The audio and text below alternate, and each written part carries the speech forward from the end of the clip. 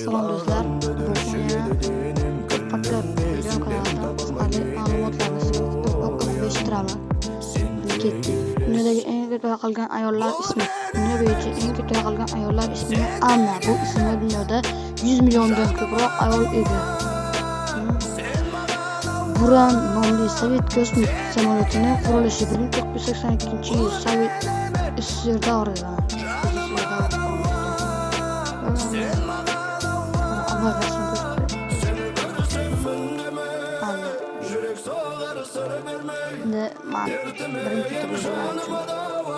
Nimaga osmon ko'k rangda bo'ladi?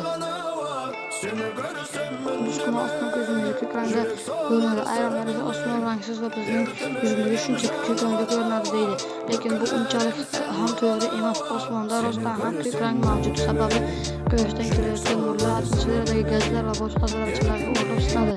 Natijada nurdagi ranglar ajralib chiqadi. Quyosh nurlarida esa eng ko'p tarqalgan rang ko'k bo'lgani uchun osmon ko'k rangda ko'rinadi. Keyingisi dunyodagi eng ko'p ko'prik Gamburg, Germaniyada bo'lib, ularning umumiy miqdori 2300 tani tashkil etadi.